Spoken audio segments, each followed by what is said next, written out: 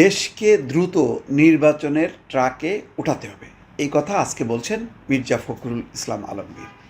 কেন বলছেন দর্শক বুঝতেই পারছেন যে নির্বাচন ঘিরে একটা অনিশ্চয়তা হয়েছে।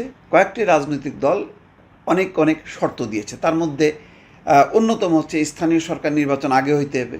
কেউ বলছেন যে নির্বাচনের পদ্ধতি আগে ঠিক করতে হবে, যে পিআর পদ্ধতি অর্থাৎ সংখ্যানুপাতিক পদ্ধতিতে নির্বাচন হইতে হবে, এই দাবি মানতে হবে।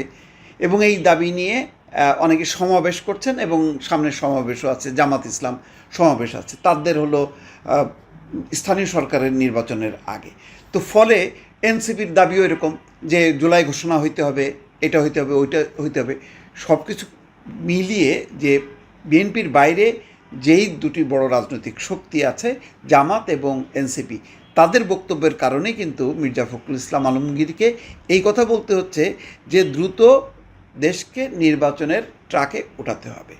দর্শক, এই হচ্ছে পরিস্থিতি। আজকে নির্বাচনের জন্য হাহাকার কেন করতে হচ্ছে এই যে পরিস্থিতির কারণে। তিনি বলছেন দেশের মঙ্গলের জন্যই দেশকে দ্রুত নির্বাচনের ট্র্যাকে উঠাতে হবে বলে মন্তব্য করেছেন বিএনপির মহাসচিব মির্জা ফখরুল ইসলাম আলমগীর।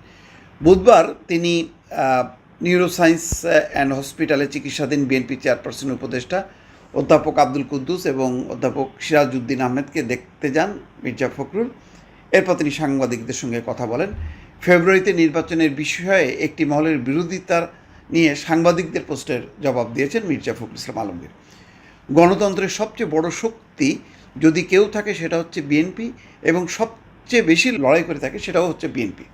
বাংলাদেশে একদলীয় শাসন ব্যবস্থা থেকে বিএনপি নিয়ে এসছে বহুদলীয় গণতন্ত্র এবং পরবর্তীকালে সংসদীয় গণতন্ত্র। দেশটাকে সবাই মিলে বাঁচাতে হবে। প্রতিটি রাজনৈতিক দলের দায়িত্ব হচ্ছে দেশকে সঠিক ট্র্যাকে ওঠানো, এবং যত দ্রুত সেটা ওঠানো যাবে ততই মঙ্গল। তিনি বলছেন, যারা মনে করেন যে নির্বাচন প্রয়োজন নেই, আমার মনে হয় তারা আবার চিন্তা করবেন। নির্বাচনের প্রয়োজন হচ্ছে জনগণের জন্য। একটা নির্বাচিত সরকার দরকার, যে সরকারের সঙ্গে জনগণের সম্পর্ক থাকবে। সেই কারণেই আমরা বলেছি যে সংস্কারগুলো, যেই সংস্কারে আমরা অংশ নিচ্ছি, প্রত্যেকটা সংস্কারের দাবি আমরাই তুলেছি। সুতরাং সংস্কার এবং নির্বাচনের মধ্যে সাংঘর্ষিকতা নেই, দুটোই একসঙ্গে চলবে। কিন্তু অনেকে তো মানতে চাচ্ছে না। আগে বলছেন যে পুরো সংস্কার হইতে হবে, বিচার হইতে হবে, স্থানীয় সরকার নির্বাচন হইতে হবে, সংখ্যানুপাতিক নির্বাচন হইতে হবে, তারপরে নির্বাচন। এতগুলো ফ্যাক্টর যদি সামনে রাখা হয় এবং সেখানে বিএনপির আলাদা দৃষ্টিভঙ্গি আছে, প্রত্যেকের আলাদা আলাদা দৃষ্টিভঙ্গি আছে, কিন্তু একটা ব্যাপারে কিন্তু মিল আছে। সেটা কি? সেটা হচ্ছে সুষ্ঠু, অবাধ এবং নিরপেক্ষ নির্বাচন, এবং সেটা হচ্ছে তত্ত্বাবধায়ক সরকারের অধীনে। তাহলে সেটা করা হোক, আর বাকি যার যার দাবি আছে সেগুলো নিয়ে তারা নির্বাচনী ম্যানিফেস্টোতে সামনে নিয়ে আসুক, জনগণের কাছে দিক। জনগণ যদি আপনার ম্যানিফেস্টোতে যদি সমর্থন করে, সেটা যদি সঠিক মনে করে, তাহলে আপনাকে ভোট দেবে। কিন্তু ভোট মোকাবেলা করতে চান না অনেকে, আর সংকটটা কিন্তু সেখানেই। দর্শক, ভালো থাকবেন। আল্লাহ হাফেজ।